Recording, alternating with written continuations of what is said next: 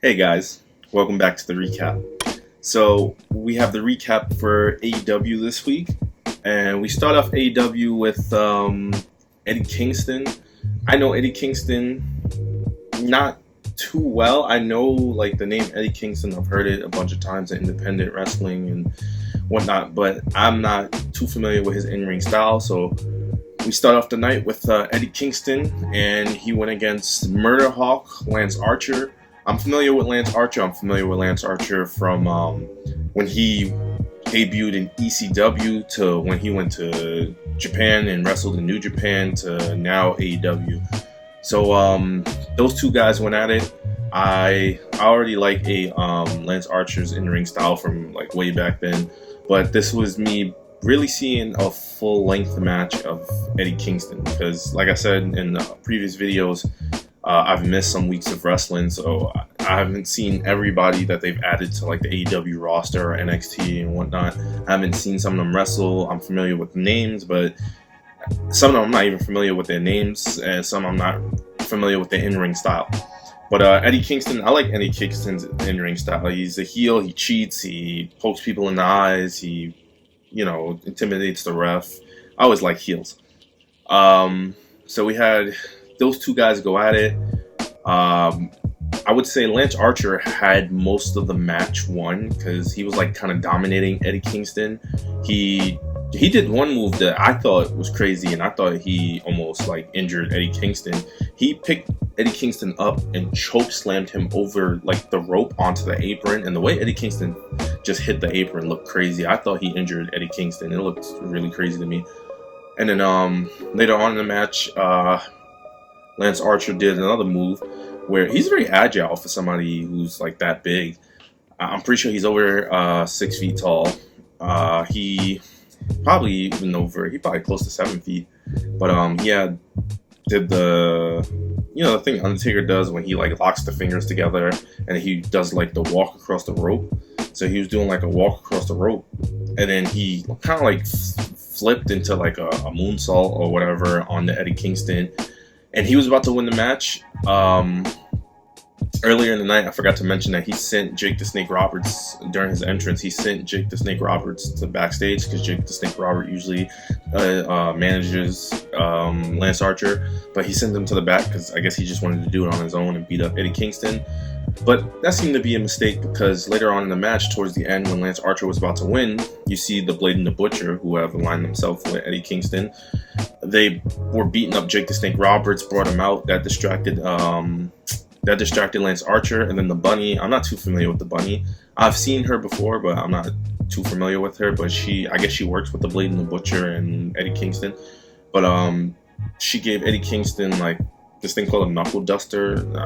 I thought it was brass knuckles, but whatever it is. And then he hit his spinning back fist finisher behind the referee's back, knocked out Lance Archer, won the match. After the match, they continued to beat up Lance Archer.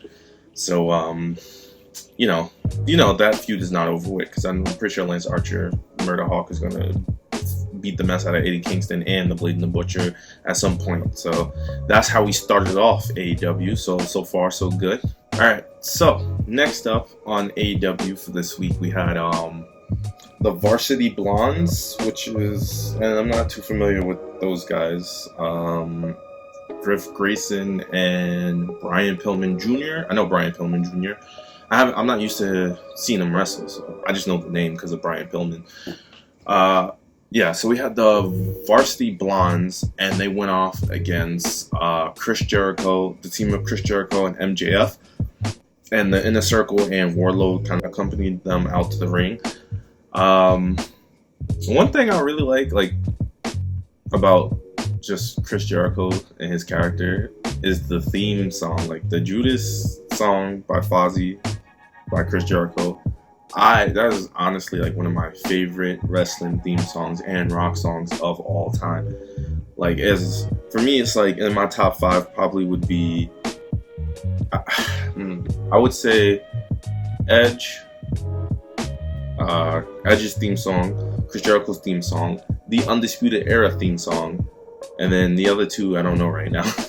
I will have to really think about that because there's so many wrestling theme songs out there. But I could tell you right off the bat, the top 3 for me is the Undisputed, and this is not in any order, the Undisputed Era's theme song, Edge's theme song, and Chris Jericho's theme song are like the top 3 for me of wrestling theme songs.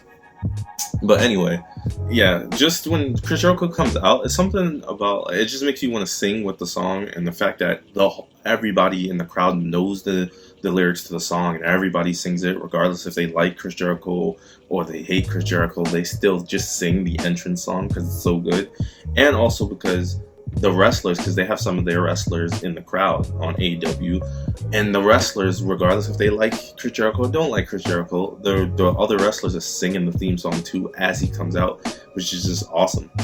But anyway, so we have the Varsity Blondes. I like the Varsity Blondes name, and I like their look because it reminds me of like WWF era, kind of like way back, not the Attitude Era, even before that. I guess the Golden Era, if you call it that, but like Hulk Hogan, well, WCW and WWF, because you also had teams like the Freebirds, the Rockers, I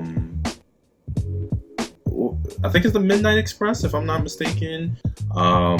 I enjoy watching MJF match any time of the week. I enjoy watching the Chris Jericho match any time of the week. So, and MJF is a fool. I like watching MJF because he constantly is talking while he's wrestling. He's either cursing or just being a fool, or just like the mannerisms that he does is just ridiculous, but it's funny, and he's a heel. Same with Chris Jericho, and they both teams had a very good match. We had down to like the last couple of minutes of the match, we had Chris Jericho in the ring with Brian Pillman Jr. And then Brian Pillman Jr. looked like he was getting the better of Chris Jericho. And then Brian Pillman Jr. tried to like jump off the top rope. I don't know what he was doing. Maybe he was doing like a double axe handle or something, jumping off the top rope. But Chris Jericho spun around, hit him with the Judas effect in midair. And then Chris Jericho, he could have just went for the pin right there. But Chris Jericho ran to the ropes, did classic lion salt. That's vintage Chris Jericho. And 1, 2, 3. MJF and Chris Jericho won the match. In a circle, and Wardlow was in the ring celebrating with them. I guess their new hand signal is just putting up their middle finger. Yeah, I don't know. They all put up their middle finger in a circle, like if it was like the Shield doing like the fist bump and like all in a circle. So I guess that's their thing. But anyway, that was a good match. I enjoyed it. So let's see what's up next for AEW. Alright, so next up on AEW, we had a little promo segment. We had the American Nightmare, Cody Rhodes.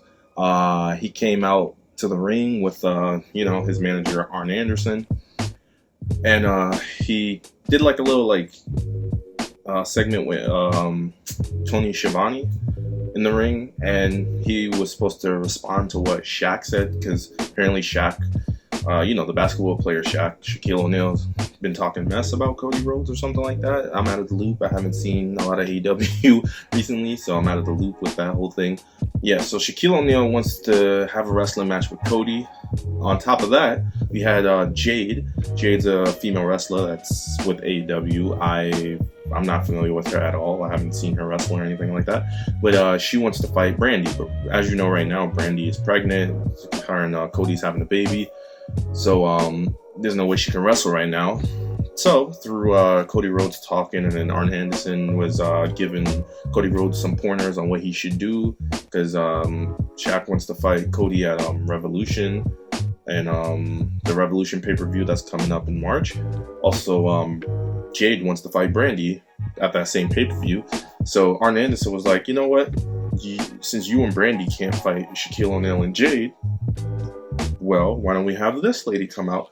So someone I'm not familiar with, Red Velvet, comes out. Arn Anderson suggests that Cody Rhodes and Red Velvet should tag together at the pay-per-view Revolution and go against Shaquille O'Neal and Jade. So I believe that's going to happen. Should be an interesting match.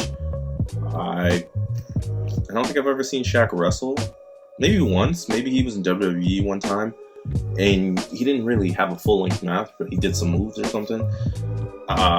So this should be interesting. I mean, I know why they're doing that, because to get more viewership and eyes on AEW, drawing like the sports center world and basketball world into AEW pay-per-view and maybe get some fans from the basketball side, which is huge. The NBA, WNBA fans are huge. Get back to kind of like bring some fans over to AEW. They just recently had Snoop Dogg in a wrestling match or something like that. So, like everybody who likes rap and stuff like that, they probably watch that match because they're like, Snoop Dogg, why is Snoop Dogg wrestling? And they might become a fan of AEW. Oh, another thing, speaking of Snoop Dogg, I didn't know Cody Rhodes changed his theme song. It's still it starts off the same theme song, but then it kind of changes in the middle and it has Snoop Dogg rapping. I didn't know he changed his theme song. I liked his original theme song. I have to sit down and actually listen to his new theme song. So I don't know if I like it or dislike it right now. I just know I liked his other one. So that's what happened next on AEW. Alright guys, so next up on AEW we had Adam Hangman Page. He came out and he went against Ryan Nemeth. It was Ryan Nemeth's debut. Never heard of Ryan Nemeth, so I have known nothing about him. I know Adam Hangman Page. I knew him from the Elite and when he was in what was that company he was in? ROH. If I'm not mistaken, that was ROH that he was in. But anyway, it was a decent match. It wasn't spectacular, but it wasn't bad. It was like in between. It was decent. It was pretty good. Ryan Nemeth, seems like the kind of douchebag type.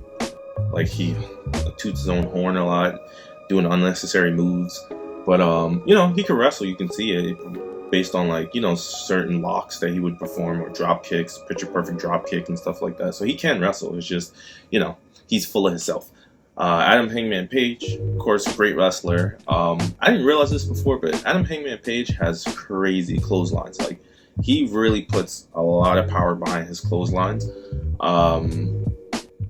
That's probably why his finisher is the springboard lariat.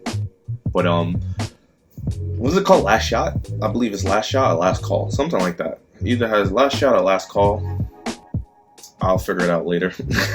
But yeah, there was a decent match. And then at some point in the match, Matt Hardy came out and he was cheering on Adam Hangman Page. Apparently Matt Hardy has a thing going on right now where he is invested in other wrestlers and he wants to see them go far and he wants to mentor them or something like that. So I guess Adam Hangman Page is his next person to mentor. So coming down to the last few moments of the match, Adam started taking over the match, did his springboard last call lariat, 1, 2, 3. He beat Ryan Nemeth. And then Tony Schiavone came out to see what was going on between Matt Hardy and Hangman Page because Matt Hardy was about to leave. Hangman called him back to ask what's going on. Matt Hardy spoke on the mic. He just said, I see you're having hard times. You're in a rough spot. Just to know, you have somebody in your corner, and if you need, since you're not with the Elite anymore, and the Dark Order keeps asking you to join them, you don't want to join them. I have more than enough room in my locker room where you can change and have somebody in your corner. So let's see if Adam Hangman Page takes Matt Hardy up on that offer, or if he's just going to keep to himself.